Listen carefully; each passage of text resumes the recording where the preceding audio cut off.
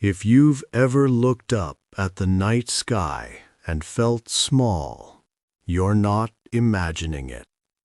Because what you're seeing is only a tiny fraction of what's actually out there.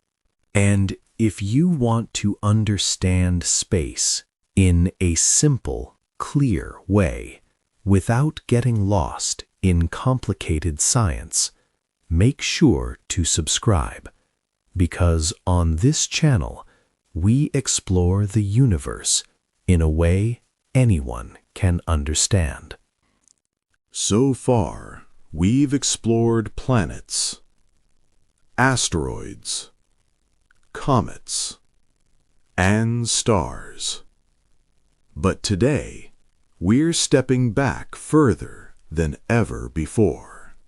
Beyond individual stars, beyond solar systems, into something so vast, it's almost impossible to truly imagine.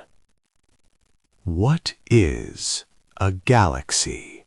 A galaxy is a massive system made up of stars, gas, dust, and something much more mysterious called dark matter.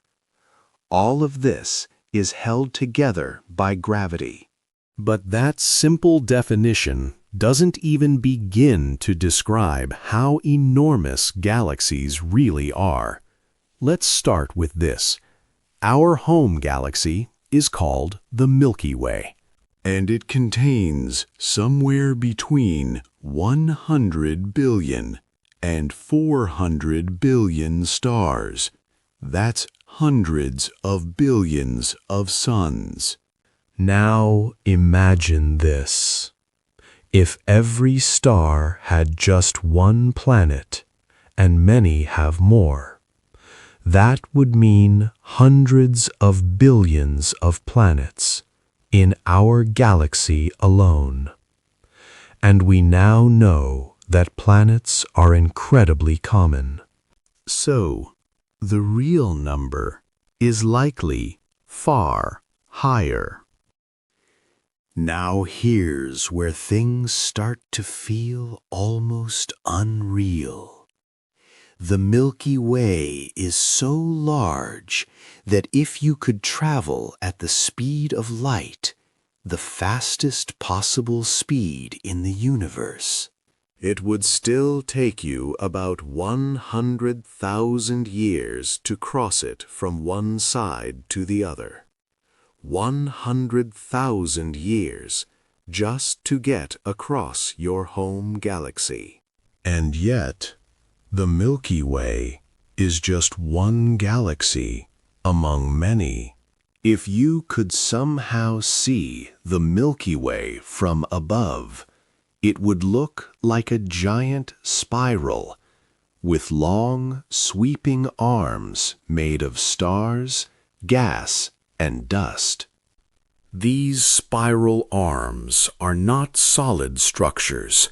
They are more like waves, regions where stars are more densely packed. Our solar system sits in one of these arms, called the Orion Arm. And we are located far from the center, which is actually a good thing, because the center of the galaxy is a much more dangerous place. At the very heart of the Milky Way lies a supermassive black hole. This black hole is called Sagittarius A star. It has a mass millions of times greater than our Sun, and its gravity is incredibly powerful. Stars near the center move at extremely high speeds, orbiting this invisible giant. Despite its power, the black hole doesn't suck in everything around it. Instead, it acts like an anchor, helping hold the galaxy together. Now, let's talk about something even more mysterious. Dark matter. We can't see it. We can't touch it. And we still don't fully understand what it is. But we know it exists. Because galaxies behave in a way that can't be explained by visible matter alone. Stars at the edges of galaxies move much faster than they should. Based on what we can see, those galaxies should fly apart. But they don't. Something unseen is holding them together. That something is dark matter. In fact, most of the mass in a galaxy is made up of dark matter, not stars. So everything you can see in a galaxy is only a small fraction of what's actually there. Now, let's explore the different types of galaxies. Galaxies are not all shaped the same way. Some, like the Milky Way, are spiral galaxies. They have flat disks with beautiful curving arms. These arms are often regions where new stars are forming. Other galaxies are elliptical. These are more rounded or oval-shaped. They don't have spiral arms, and they tend to contain older stars, with less new star formation happening. Then there are irregular galaxies. These have no clear shape at all. They often look chaotic. This is usually because they've been affected by gravitational interactions with other galaxies. Which brings us to one of the most fascinating things about galaxies. They can collide. When two galaxies pass close to each other, their gravity can distort their shapes. Stars are pulled into long streams. Gas clouds collide, and new stars can form in bursts of activity. Eventually, two galaxies can merge into one. This is not a fast process. It takes millions, even billions of years. But it happens, and it's going to happen to us. The Milky Way is on a collision course with the Andromeda galaxy. Andromeda is the closest large galaxy to us. It's about 2.5 million light-years away, and it's moving toward us at about 110 kilometers per second. In about 4 to 5 billion years, the two galaxies will begin to merge. The night sky of Earth, if Earth still exists, would look completely different.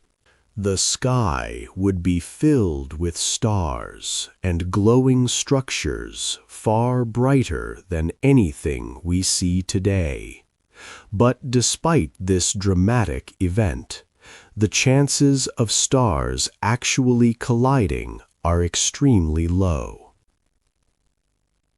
Because the distances between stars are so vast, instead, the galaxies will pass through each other, slowly blending together, eventually forming a new, larger galaxy. Now let's zoom out even further. Galaxies are not randomly scattered. They are grouped together by gravity. Our galaxy is part of the local group. This group contains more than 50 galaxies. But even galaxy groups are part of something bigger. galaxy clusters, and clusters form superclusters. These superclusters are connected by enormous filaments of matter, forming what scientists call the cosmic web. If you could see the universe on the largest scale, it would look like a giant network, with galaxies forming along glowing threads and vast empty regions called voids in between.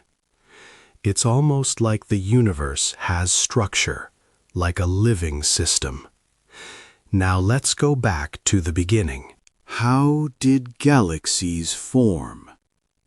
Shortly after the Big Bang, the universe was filled with hot gas. Over time, tiny fluctuations in density allowed gravity to pull matter together. These regions grew larger, stars began to form, and eventually, galaxies were born. The first galaxies were probably smaller and more chaotic than the ones we see today.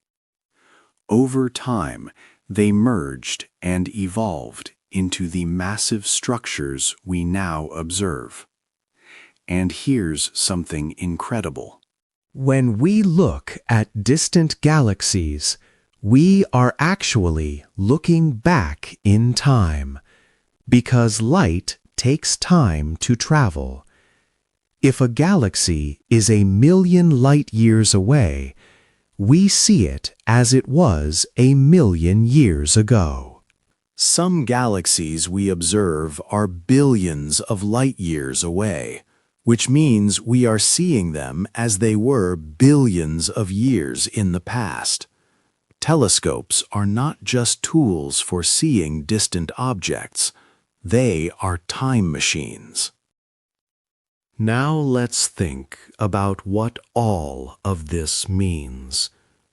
There are hundreds of billions of galaxies in the observable universe, each with billions of stars, each with potentially billions of planets.